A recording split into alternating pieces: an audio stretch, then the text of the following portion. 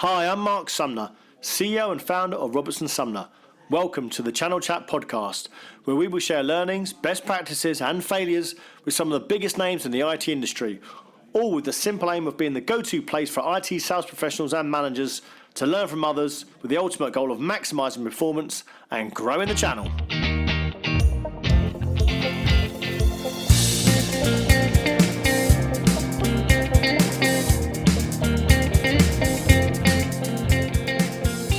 Hello, I'm Mark Sumner, host of the Channel Chat podcast show, and today I have Emma-Beth Anthony from Cameo Computer Services in the room. How are we doing? Very well, thanks Mark. Good to be here. Yeah, thanks so much for coming in. So, first of all, I wanted to sort of find out from you how you got into the crazy industry of IT. How did you kick off your career? Many years ago, I used to work in sales in radio. That was interesting, hard sell. Radio? In radio, yes. Way back when I was a teenager. And I seemed to naturally drifted into sales. I liked it. I liked the challenges. I was always get up and go. I've been working from a very early age. I think I was out there doing working in a restaurant, doing babysitting, that sort of stuff when I was a 15-year-old. So I've naturally gone into sales, do enjoy it. And then I went to work for big company, Sony, being a trainer in tech and an area sales manager there. Sorry, a trainer in tech? Yeah. So one of our jobs was to train the in-store promoters. So if you go and buy your Christmas your TV at Christmas, there'll be somebody in there, like a brand representative, and then it was my job to train those on how to sell to the public. Right, okay. So very interesting. And then I managed to get into channel sales about 6 or 7 years ago now. Okay, and who'd you work for there first? So it was for Agilitas. I was account manager there. It was a bit new to me, very different from what I'd previously been doing. It's more about having a bit of a business head about you and thinking more strategy when you're doing channel sales. It's not going out and any quick wins or anything like that. So before that, it had always been end user? But very, very varied roles in sales. So, I was just a travel agent at one point. So right. I've always stayed in sales, but I've always floated around and find what I like. Channel sales, I was generally where I've fallen in now, and that's what I love, and that's what what we do every day. Then I started working at Agilitas and was one of the account managers there, one of the account managers of 4. Was that an internal role or was it? No, it's external. We had, full-blown external role. Okay. I think. So you'd never done channel sales, yet you got an opportunity to go to a full-blown external sales role. Yep. How did you pull that off? Credit to my old sales director, really. I still live and breathe by what he does and what he said and what he's taught me. I wanted to give it the best shot I could, even though I wasn't from the industry. So I listened and I sort of became quite close to his strategic thinking and how he thought of things, and it all made sense, it all clicked. So he was kind of like my mentor, really, and I still speak to him now. We get on very, very well. And we managed to grow really, really quickly at Agilitas. It was lovely, great place to work. Really enjoyed my job there and enjoyed his leadership. What sort of things did you sort of learn from him then? What would you be able to give for advice to the listeners? So it's more about being prepared and planning. So in channel sales, it's very difficult because you're not with the end user, you're not with the decision maker. You're only as good as the salesperson you're selling to. So it's about forecasting accurately, making sure that you've got all your renewals, your existing customers are coming in, making sure that you're thinking not only this month, this quarter, the next quarter, making sure you're working well ahead of yourself. And having a bit of strategy around what you're going to do and what you're actually doing, and having a bit of sense around it. And lo and behold, the formula does work. It does come together. How many partners were you working with at Agilitas? So I had possibly, I think it was a while now, probably about the top 6 accounts there. So right, okay. It was good. I had some good contacts, some good people there. So what sort of customers was it? What sort of top 6? Big resellers. Right. I had one major account. 2 that had grown. It was good. Okay. And how were they already onboarded, or were they already buying off you? They were onboarded, but there was massive opportunity for growth there, and we managed to enable an extra arm of growth. So we delivered a whole networking element to one of the bigger customers there as well. And what's the Gilitas? I don't know. I do know them, but are they white label? Do they go as a white label? No, they're hardware, parts only. Right. So currently, what I'm doing, we do the whole encompassing element, but at the time they were just doing parts only, server storage, and then we moved on to networking. Okay. And how long were you there for? 3 years, just over. And always in that external sales role. Yeah.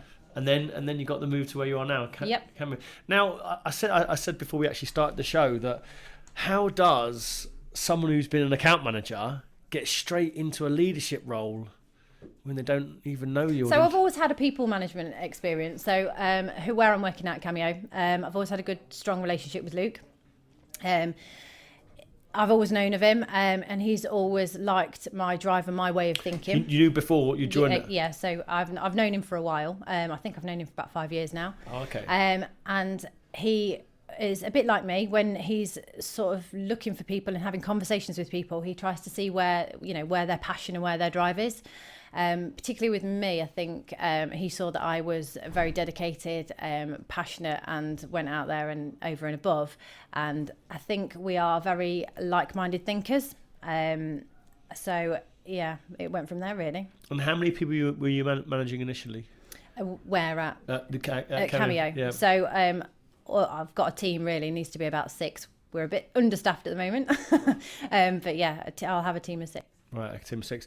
And was that always something you wanted to go into management? Is that something you've Yeah, gone into I channel like sales as an account manager external, which is a completely different route into management. So is that something you always wanted to do? Yeah, so I like to think of when we go out and we're speaking to customers and selling to customers, not really selling. We have a more of a consultative approach.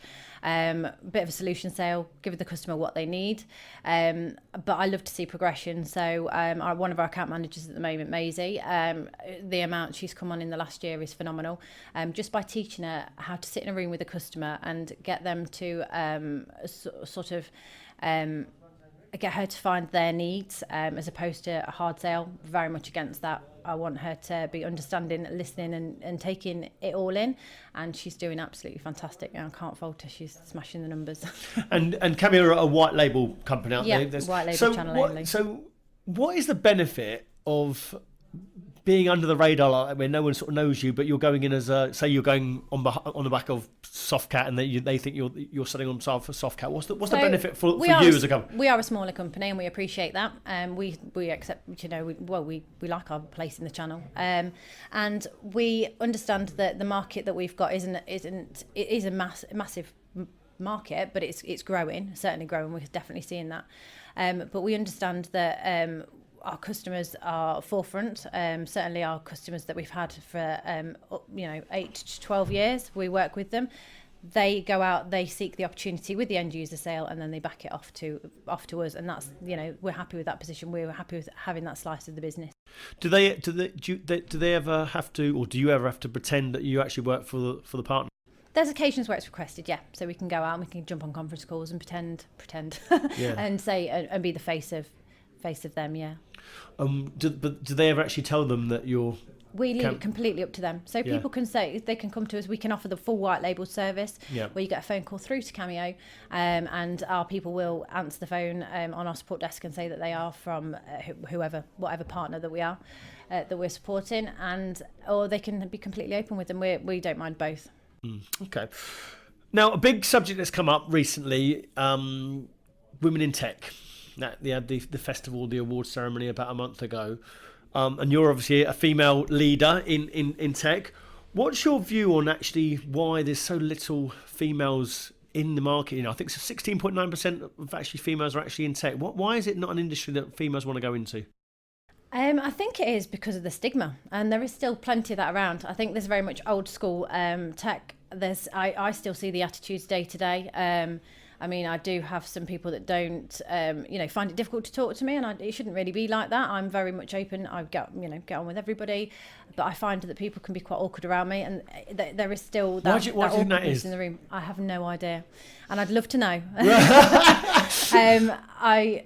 I've no idea. I just think it is a bit of horrible stigma that, you know, women shouldn't be in tech. It's, you know, one of those things when you leave school, where do you go? Some people, predominantly women, females mainly, go into beauty or whatever. And I don't want to stereotype when I'm saying that at all, but it's what you do when you're at school. I by no means wanted to go into tech specifically. I just found that's my path and I enjoy it. But I don't think, you know, the separate women's awards that they do, although I am in one and I'm up for it, I still think there's an element that it still needs to be integrated. We're just not there yet in the industry. Do you think, because, you know, my opinion is, and I can almost understand women in tech, maybe technical roles, why it's not as popular, but what I can't understand is tech salespeople, because in my opinion, women are better at selling than men. I think they're just more natural, you know, natural rapport builders. And I'm looking at them thinking, why isn't there more salespeople that are selling tech in women? I just don't understand it, because it's a good paying industry. It's exciting, it's fast moving, but there doesn't seem to be anyone coming into it, or not enough females coming into it. So what do you think can be done to sort of attract them into the market? Change the stereotype, really. I think that's what we're doing. We're here at Cameo, so we're pushing forward. We're really diverse. I would quite happily employ more and more women. I think they are great door openers. They have great conversations. Yep. There's a certain element of they can sympathise with the customer. It's not a hard sale. We listen very well. We come across quite consultative how our approach of things. I don't really know if this is the honest answer.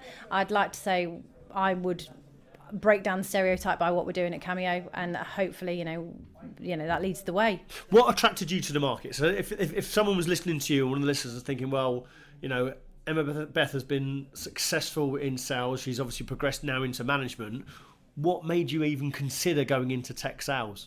Because I love to see a good job done. So it's not tech sales. I think mine's more of thinking business and being a bit more strategic about things, and that's what I like. So I love to do the forecasting, look where we're at, look at pipeline, and have that approach on things and work.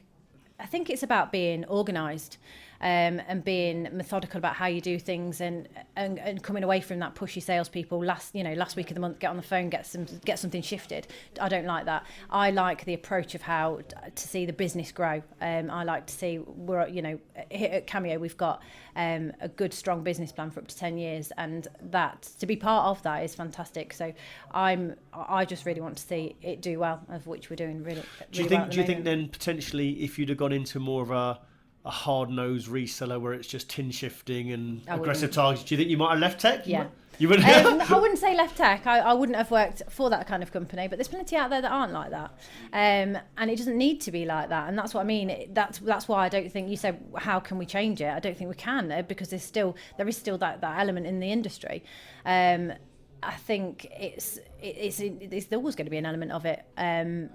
But it'd be nice to see it change, but I don't think it's going to happen. Do you think those environments, you know, and I'm not going to name the resellers that I think are in that, because, you know, be unfair, but there is a lot of resellers that are, you know, pretty aggressive, monthly targets, you know, stack them high, sell it sort of cheap, sort of still doing that tin shifting mentality. Do you think those environments put off females going into it? Because I can see more of a softer sell, channel sales. It's probably a bit more of a nicer, more strategic relationships to go into for a female. But is that aggressive environment sort of puts females off to go into the market? Definitely. I mean, there is. I've worked with and seen a lot of aggressive females that are like that, and they do really, really well. So again, it's the person and what they want. I'm not like that. I don't like that sell. And for that reason, I seem to be doing very well. We are doing very well. We're doing of how we come across and how we want to be. I don't see it as being, again, it's not really a gender thing, I think, because I do deal with women a lot more now, because a lot more women are in tech that just as able to hold those tough conversations and get that sale in as much as the men. But I don't think it's particularly off-putting, but again, it's just the industry stigma. Yeah, because we've got these the tech awards now for females, which I think is great. It's raising awareness to get more females in the market. I'm just sort of thinking what else can be done, because it can't be. And again, I'm not saying this is bad what they're doing, but it can't be just an annual awards ceremony. That isn't going to encourage women to come into the market. I don't think it's going to have to be people like yourselves telling the listeners actually to encourage people in the market. So do you think there's anything else that can be done to sort of like get more females to even, and I'm talking, school leavers, graduates, the people that are at the entry level roles to come into the market. What else do you think we can do? I think there's also, there's an element of women in tech. So when you come into tech, I think it can be seen to be very, very hard. Women are a little bit softer than men. I think to progress up to those roles, you have got to be a little bit of a different breed. You've got to be a bit thick-skinned. I certainly am, and I've taken some hits, I've taken some blows, but I've never given up just because I want to do a good job. So it's got to be in you as a person, male or female, really. So again, I don't, not to not answer your question. Yeah, so it's in the DNA with your female. Yeah, because I don't see it really, because whether I'm female or male, we're going to do a good job. I work with some great women, I work with some great men, and it's in you as a salesperson to get there. But to get them in, I'm really not sure. Maybe make the industry come across better, and they're doing that with these awards, but I think it's going to be looking at some of these awards, and I do think it's great that we're raising awareness of the potential problem.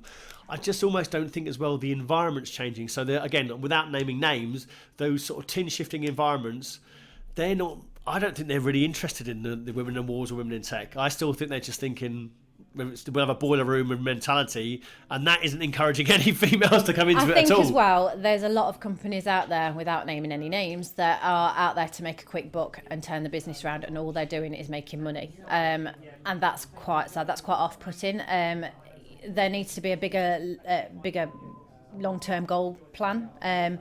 We set out our stall, and we're looking quite far into the distance, into the future, should I say. And I think that's a nicer environment to work in. It's not about penny pinching, it's about running a business properly. And there's potentially, what I would say from my point of view, not a lot of people running the businesses correctly and are out there just a quick, hard sale. And that just doesn't, again, appeal to the female. So when you looked for your move to Cameo, was that one of the things that attracted you to it? The actual mentality of the company and how they look forward, or what was it? I'd like to say yes, but it wasn't. No. So when I joined Cameo, what they had there is Luke had built the business operationally watertight. So he spent the last 5 years absolutely nailing down, making sure all the parts were procured correctly, everything was where it is, where it's meant to be. Support desk was absolutely ran shipshape, everything was perfect. So for me, from a sales perspective, I had to question the figures that he was saying, with his SLAs coming in, his renewal rates, and I was thinking that's not, you should be doing loads better than this. The thing was, they didn't actually have a strong sales arm there. They had a lot of internal account managers that were taking orders because he was obviously wanted to do the right thing first. He wanted to make sure he had a sustainable business before he went out there and sold it, and that's definitely the way to do it, and that's what attracted me to go and work there. So I thought, right, great, with my skills and my history and my thinking and my way of thinking, this can only go from strength to strength. And a year later, I've only been there a year, we're doing some fantastic figures and having some great conversations, and work is enjoyable. Great. Another subject that's come up, and we've actually just recently done a white paper which will be coming out in the next month or so. And some of these questions I'm actually quite frightened to ask because it's actually worrying, I think. 75% of women in tech think they get treated totally different to men in doing the same role in sales. What's your view on that? 75%. And that was data that we've collected over the last month or so. Yeah, I can see that. Certainly within my team, I have individuals that, as I've mentioned, that they are quite happy to sit with our female members of staff, go out for a coffee, go out for a nice lunch and have a nice conversation. And it's really difficult. I've had to sort of say to them, get back in the room. We're here to have a serious conversation. We're here to do business. We're not here to sit and have conversations like that. It's not good. No, it's not good. Yeah, and further on that, so 75% of women think their customers, almost what you've just led on to there, their customers treat them differently, especially if they're speaking technology as well. What do you think of that?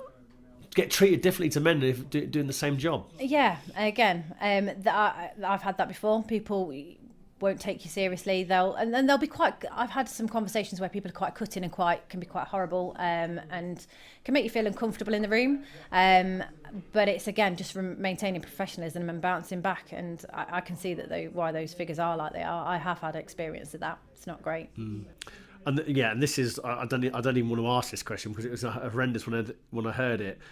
62% of women in tech have experienced unsolicited connections on Facebook and LinkedIn and inappropriate messages, etc. What on earth is going on with that? 62% of women in tech. I was like, I was really surprised at that. What I believe it too, and I have had it, and so as members of my team. It's ridiculous. Yeah, back in the room, guys. We're here to do business. Yeah, it's and that's why I say to them, you've got to maintain professionalism. And it is harder, and no bones about it. I have a young sales team of females in there. And all I say to them all day long is, if those people can't command, if you can't get that respect from them, we don't want to be having them conversations. We're here professionally, back in the room, and sometimes conversations will lead off and they'll be going off on a tangent. Even in meetings, I'll be like, no, I'll say to them, come on guys, and now they know the cues, and they're doing really well from it, but it's not great. Yes, it must. Do you think that's off-putting for, again, without saying attracting females into tech? Do you think that's off-putting for people? No, because I wouldn't know not to come into it because I wouldn't have known it unless I'd been in it. So I don't think it would be. I mean, releasing statistics like that, it will definitely put people off it. I mean, I'm not sure where you found it, but this is data we've collected. Like I said, we're producing a white paper which will come out next week, and this is the data we've got off from our connections. Yeah. So we started asking. I totally believe it, and I get it. I was like, when Natasha gave me the details, it's like, I can't ask her that. I can't ask her, does 62% of women get connections on Facebook and LinkedIn, like inappropriate messages? It's like, I'm really shocked at that guys would do that. Instagram, they find you all on Instagram. Yeah, it's very, after you've left a meeting, you get friend requests on Facebook. I'm very much like, no, I won't. My Facebook is for my family only, but I won't even engage in accepting them. And not a great statistic, but I can believe it, definitely. Yeah. Well, hopefully, as I said, the white paper will be out in about 3 weeks for everyone to get. But, some of the statistics in there it's actually quite worrying, I think. But we need to obviously change that in the market. One other subject that's quite hot at the moment is career progression. And we're getting a lot of people come to us and say, oh, I'm leaving this company because I'm not getting career progression, or I'm not joining that company because there's no career progression, etc., etc. And I also get the same feedback from the clients by saying, Mark, I've got a manager, I've got a team leader. If this person joins as a salesperson, please let them know there is no career progression. So what's your view on, is career progression down to the individual for them to worry about, or is it down to the company for them to supply a career path for that individual? No, it falls on both. So that person's got to be driven, but also the company have got to look for key skills, because we are not all robots. We don't just come in and just do one job. I think everybody has different qualities, some good, some bad, but I can already see staff members that I'm working with today that I think, you could be quite good in that role in the business. I'm all for it. Even if somebody's junior shows as much willing as they want to, but they just want to come in, they want an admin role, that's absolutely fine. I think that's great, and I would push them all the way through to what their skill set they are. So Maisie, our account manager, another example of her, she started with us just office admin, and then she went on our quotes team, so she understood how our quotes work, and she understood the technical abilities of putting together a quote and the kit that we deal with. Very fast tracked into internal account manager, and now she's one of our external account managers, and she's out there every day. So literally from admin to an external account manager. She's gone from admin to account manager, and she's gone through very quickly because she's got a lot of dedication. She's got a lot of drive. It's in her. She's completely trustworthy, reliable, very, very credible. So do you think that career path, that career progression as well, do you think that, because that individual sounds, obviously they've pushed it themselves and they're very driven. Do you think if it's down to the individual, they should be asking for the opportunity as well? They should be knocking on your door and saying, oh, actually, can I have promotion? I'd love it, but I'd also look out for it for them too. So it's a two-way street with that one. Because if I saw somebody had some ability and they probably wanted to move over. They were on support desk, but probably wanted to move over to quotes because they had a different way of thinking. Certainly, give them some time in different areas. So when you join Cameo, you get to sit with all of our different departments, and you get a feel for every little area. So obviously, you need to understand the business to be able to work there. But already with some certainly new people that we've got coming over, I can see that they're going to be potentially going into account management.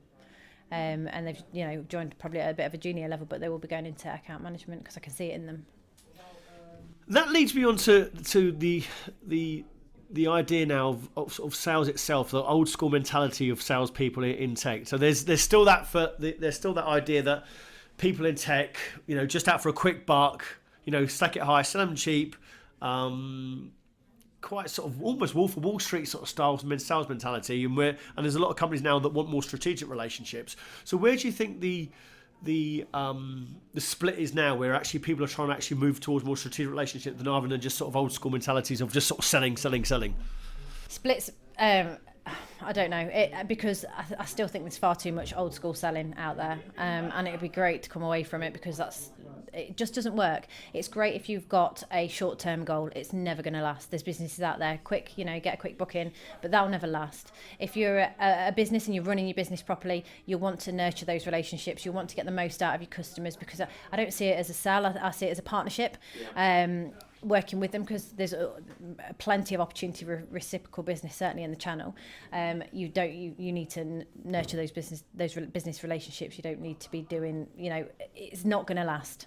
There's plenty of opportunities and certainly deals that I know of that have gone out there. They've been sold incorrect because the salesperson wanted to get them over the line and they've not lasted.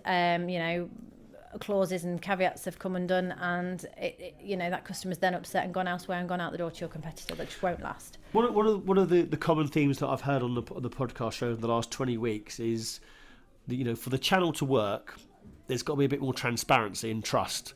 And at the moment, there's not that. So you've got customers you've got retailers complaining about deal regs with vendors. You've got vendors going direct, cutting out distribution or cutting out the partner. You've got maybe white label companies like yourself going in and then saying they're part of the company, they're not part of the company, or whatever it is, which is probably nothing wrong with that. But if the company asks for it, there seems to be a bit of, everyone sort of seems to be wanting transparency and trust, and there doesn't seem to be that much out of there. Yeah. What's your view on how the channel can be a bit more effective and work a bit more effectively between the sort of service providers yourself, partners, and distribution and vendors? I think it's ultimately from what the end user wants, and it's the right salesperson going in there and finding out what the customer wants and how open you can be with them. And I would always welcome to be open, as we do offer a white label service, but I would always welcome to be as open as possible, because people are going to find out these days. All you need to do is send an engineer to site and they looked on LinkedIn, that they don't work there. But at the same time, we do put steps in place to ensure that that doesn't happen, and how we can get around it. But it does happen, and it can happen. So we always encourage an open relationship. But when we onboard a customer, and when we're quite strict when we go through things, we sign NDAs and get all of our paperwork in place, because we respect our customers because on where they sit and where they would like us to sit. And we often turn away business to make sure that we are not standing on our customers' toes and nicking their lunch, really. Yeah. In terms of PR in the channel and promotion of your own company, one of the things I actually saw when I actually looked at your LinkedIn profile, I was actually going through, and then I actually saw the CRN Fight Night, which you did in 2016. Yeah. What made you actually go in for it in the end? At the time, I always give 110% to work. And at the time, as in sales, you need to build yourself as a sales professional, and this is the attitude I have. You will move on, you will outgrow your company, or you're always going to move. But you as a salesperson need to be recognised and build your own profile. And ultimately, that's what that did. It was great. It was for a great cause at the time as well. So it was just something I really wanted to get my teeth into. I loved the training regime. That attracted me too, because I'm quite an outdoorsy person. I'm quite on the go. So I loved all that. I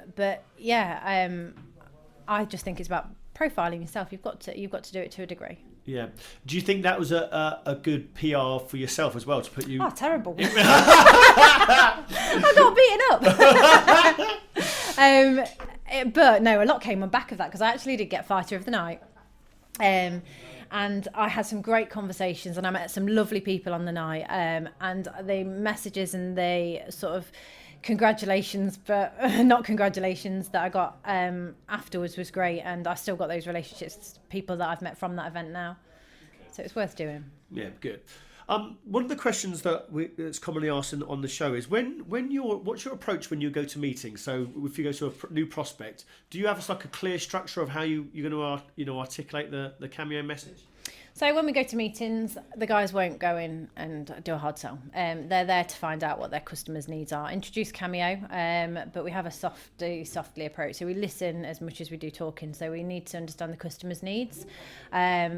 But we go in there and we are very much, this is Cameo, this is what we do. We listen to where we can see opportunity and see how we can help them really and enable them, because that's what we do. We're an extension of our partners. So we have a soft. Okay, great. And when the transition from and your I think was it Maisie? You said, is it Maisie? Right, your colleague Maisie. The transition from an internal salesperson to an external salesperson, what advice would you give to someone who wanted to make that transition? So she's made it, and she hopefully has made it successfully. So what advice would she give, or you give, if there's an internal salesperson now, you thought, actually, this is I want to go to an external sales role? There needs to be the right person, because there's a lot that you have to manage when you're out on the road and out on your own, even managing your time. So you've got to make sure that that's the right role for you before you go into it. But to go out and sit in front of the customers is a little bit more daunting. You've got to do your homework. You've got to make sure that you're prepared. We always send out full meeting agendas before we go to a meeting and make sure that we can handle any conversation. But what I always say to her is, you're there to sell your business, and you know your business better than the person you're sat in front of. So you've got to have that confidence. And that is the bones of it really. It's not a rocket science. You mentioned that you'd send a full agenda out before the meeting. Set expectation, yeah. Right. So you send out an email or something saying we're going to talk about this and this. When you send out a diary invite, you just set out the agenda of what you want to cover in that meeting, and make sure you're both aligned, because as we've said earlier, that there is a lot of people that are quite happy to just sit there and have a coffee with you in a nice restaurant or a nice coffee shop. We don't really have that time to waste. We want to be out there and be strategic, helping people, not just sat there having coffee.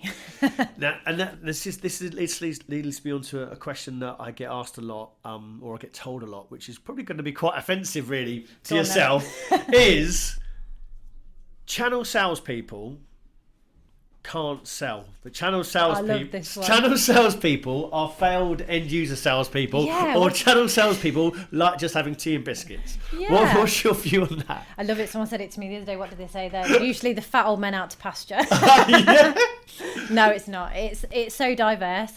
There's loads out there. It's just about having a strategy and having a good business head on your shoulders. And I think people can hide behind it because it's a slower sales cycle. However, at the end of the day, you've still got to pull the same amount of figures in. That's not going anywhere. You've still got to project your forecast and your growth. That's not going anywhere. You've got to do it. So, we'll break through that. That's fine. Yeah. I don't think that at all. What's your view on, if someone was in sales and they've been in sales for another industry and they want to come into tech, they're not sure whether to go into channel or they're not sure whether to go into end user. Now you're in channel, you're going to be probably a bit biased, but what do you think's the best route for someone to actually want to make a career for themselves in tech? I would say I like channel, so I'm going to say that because that's the path I've chosen, and I've had opportunity to go end user, but there's just something that I don't like about it. I think with channel selling, it is a little bit slower, but that's good because that's time you can forecast and you can work through your strategy, providing you've got a good sales structure. I just think it's nice, working through everything. Having those relationships, it is all ultimately about building relationships. End users, not for me, because I don't. It's very hard, very quick, fast. Chuck it over the fence. It's somebody else's problem. I like to see things through to the end, and keep our customers and maintain them. Whereas there is an element of end user being, back it off to them, back it off to them, back it off to them. I'm quite happy sat back here looking after everything else. No, fair enough. Now, again, using Maisie as an example, and obviously you're in charge of her development, being her manager. What would you say, or what would you recommend, sort of personal development for someone at that age, or like a rising star in our industry who wants to make a name for themselves? Give it 110%. It's not easy. You're going to have some really bad times, and we have ultimately. They ride the rough with the smooth. It's the same. But I would say if you're dedicated and you really are interested and you really want to get into sales and you really want to make a career out of yourself, there's nothing that's going to stop you. I left school at 16. I've not been to university, and everybody, really? No, I haven't. I left home quite early, and I'm actually a single mum of 2, and I work full time and do all this, and it's doable if you want to do it. If you've got the get up and the go and the drive, then you don't have to have any skill sets or degrees. If it's in you to go out there and get it, and you have a good head on your shoulders, then there's nothing going to stop you. Another hot topic at the moment is, tech sales is a hard job. It is a hard job, whether it's in channel or end user. How do you manage yourself and your team underperformance if they're not performing, or they're not even showing the will to actually want to do the job? Not showing the will to want to do the job. Not really got that bad yet, because that would be a bit of a recruitment error, I'd say, and that's why when we're looking at taking on new people, we make sure that they are the right people and that they're having the right conversations and they're likable people. You're not going to get it right all the time, and it's very difficult to recruit salespeople because they're good at selling, especially themselves. The bad ones are better than selling themselves. They've had more experience and more interviews, so they're even better than the good ones at selling themselves. But I think, if somebody's not doing well, I think there's generally a reason why. And not everybody can be firing at 110% or 100% all the time. Everybody's going to have these peaks and troughs in their career. I've had them, and I'm not ashamed to say it. It's about having good people around you. Certainly, over the last year, I've had a lot going on in my life, but I've had a great support network from the business that has managed to. I've had to move home. I've moved across county to get closer to work because the commute was a little bit too long for me. But where were you living before? So I was living over in Grantham, and sometimes with the M1 and the A46 near Leicester, it gets really congested. Right, yeah. It's not a case of the kids can wait if I'm late to pick them up from school or after school club. I've got to be there. So it's getting pretty tough. So I've moved over to Melton Mowbray, which is, on a good day, 25 minutes from the office, and a bad day, maybe an hour sometimes. Wow. Okay. But I think we live in a modern world now. We're connected, so I can work from anywhere. So sometimes I will just pull over, let the traffic die, and finish off my work. It's about working smarter, not harder, really. But back to your question about managing underperformance, I think... Again, it's there's got to be a reason for it. So it's about working with that person and knowing the individual and what they would do. And I would hope that we would know, or certainly I know my staff, that they could come to me. But I think underperformance is never something intentional if you've got the right person on the right, doing the right job. Would you manage by stats, KPIs, or would you manage by outcomes? Ultimately, in sales, you've got a job, you've got a target to hit. But I think it's taking it back a step. Sometimes somebody's workload could potentially be too much. They could be struggling but not want to ask for help. I would encourage growth. I really wouldn't want to hammer down on somebody. That's never going to work. At the end of the day, the salespeople out there, they're selling your business. You can't have them having a bad day, really. If they've not had a great day, whatever it is in their life, and they've got to then go and sit in quite a difficult meeting, they're not going to be showing the best of the company. So you need to really work with them and make it and grow. And I always think that if they have been doing well and they do have a dip in their performance, there's something more to it, and I'd work with them for it to get through it. Leading on to sort of social selling and old school methods of actually doing the job. So what's your view on people that want to do flirtation across LinkedIn or messages in LinkedIn instead of actually making calls, etc.? Have you got a specific view on that? Because there's a lot of people now thinking, I'm not going to do call times and call stats and how long they're on the phone. They're going to just sort of send messages out, etc. And I think, what's your view on what's your view on social selling? So I think I've gone from the days where we didn't have LinkedIn, and it's a great tool now, and it's great, but I think what you need to do is ask somebody for a coffee.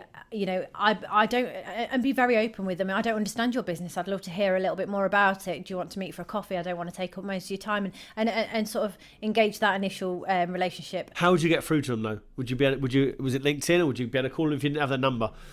It depends it depends really. If you didn't have LinkedIn, generally it's pretty much relationship led, and in my career I've made it sort of my challenge to make sure I've been in those circles, I've done my networking, I have those relationships, and I certainly have those contacts. So for me it's slightly different, but for somebody new coming in, don't be doing call stats, don't be doing loads of phone calls a day. That's not going to ever get you anywhere, because people can't have that conversation about their business needs, and what their pain points are in their business on an email or over a phone call. It just will not happen. You need to get that out there in front of them, however it might be, but just don't be that pushy person. I'd just like 5 minutes of your time because I believe we could probably help you. We might not be able to, but can I have 5 minutes of your time? It's never really not worked. But hammering and pestering people and trying to get through the gatekeeper, difficult. So throughout your career, you've obviously been an external role at Agilitas, and you're on the road now pretty much a lot, are you? Yeah, all the time. Okay, so how do you manage your diary? How do you manage your sort of time management into getting to these meetings? Around kids. It's just planning, and I have to plan. So I have to plan for the nights that I've got the children. I'd have a split sort of with their dad. So there's a couple of days a week that they go to their dads, and I literally, that day is absolutely jam packed. Funnily enough, it's Tuesday and Thursday or Friday, and I have to make sure just that getting as many meetings as you can in that. Yeah, so I've just strategically put my my diary in, but I have to plan ahead well in advance. Everybody, I want people to have access to my calendar. I don't want to be I don't want to be putting people off or anything. Yeah. I've just got to plan, and I have to plan. Whether it's dentist appointments, going to parents' evening, I still have to plan everything. So it's being super. And how often, again, if you were giving advice to an external salesperson, how often would you sort of plan ahead in your diary? So would you know what meetings you've got next week or the week after that? They change, and they always change, because that's the nature of it. Some people will see, but something comes up. But I would probably be planning up until January now. I've got really booked into January. I have to, January. Yeah. So like half term is a good one for me, because the children, I generally have them in an activity club rather than school. So school hours are 9 to 3:30, whereas they go to like a holiday club. So that gives me a longer day. So I can say, oh yeah, I'd love to, come and see you then. And some people will put off seeing, come and see me after Christmas, that sort of thing. So yeah, we're having conversations well in advance, and that's fine. At least we've got those conversations in the diary. Okay, and you always set the agenda meeting before you go along? Yeah, generally, it depends what it's about. Sometimes it's just to catch up with somebody in the industry, and we're just going to have a coffee, but I know them, so I wouldn't need to do that. If it's a new customer, I would definitely set the standard of what we want to work through, so they get an understanding of what they can bring and prepare for the meeting, and vice versa. And for an external salesperson that was coming into the industry, how many meetings do you think it's feasible to do in a week? I'd say you need to, it's not about how many meetings. Again, it's a number game about how many calls you've got out there. Nah, I think you need to manage your time effectively. So if you're going down south, make sure you've got a couple of meetings booked in for that day, for that trip down, and some booked in for the way back up if you're staying over. It's not a case of that you need one in every day, or you need 5 a week. I'd certainly suggest that you'd need to be out of the office more than you are in the office, and our team work with that. But I'd give yourself a good couple of days in the office, or a day and a half, just to catch up with your admin, because you can then begin to slip back if you're not on top of your emails and stuff. So yeah. Okay, so the last couple of questions I want to ask you, and this is quite a big one, because it's come up recently that tin is dead in the market now, and everyone just wants service and service providers, etc. And obviously you're in services. What's your view on resellers that are just still shifting tin only and not doing services at all? Do you think they'll die in the next sort of 2 or 3 years? I wouldn't like to say they'll die. There is always going to be a market for it. It's something that there is a bit of a reputation of tin shifters, very old hat, very old school, but again, the need is still there. We certainly have a parts only offering that's works really well. It's very strong for us, so I wouldn't discredit it at all, but I would say services is the arm that people are going to lead more towards. They're not going to be just wanting to reactively purchase parts. Services is there. There's your warranty, your insurance. It's there to support you, so you don't have to worry about it. Whereas reactive purchasing of tin,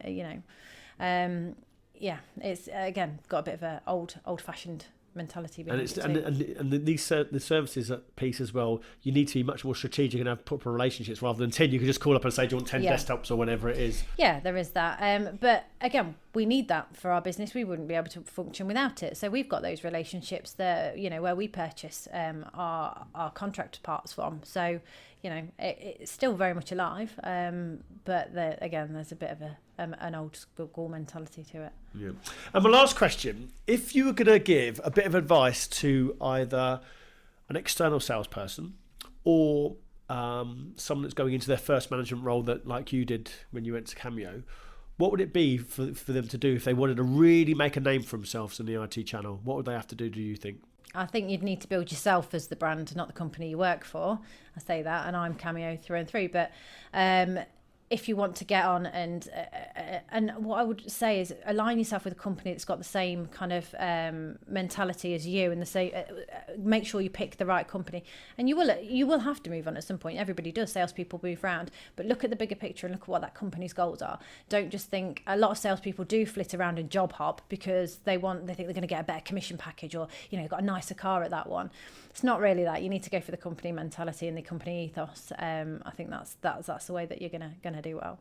Brilliant. Emma-Beth, you've been a great guest. Thanks so much for your time. Thank you. Bye-bye. Thanks for joining us and listening to another episode of our Channel Chat podcast. If you've enjoyed what you've heard and are listening on iTunes, please could you give us a review and subscribe in order to get the newest episodes as soon as they're released. Otherwise, as always, we release an episode every Thursday at midday, so hopefully you can join us then.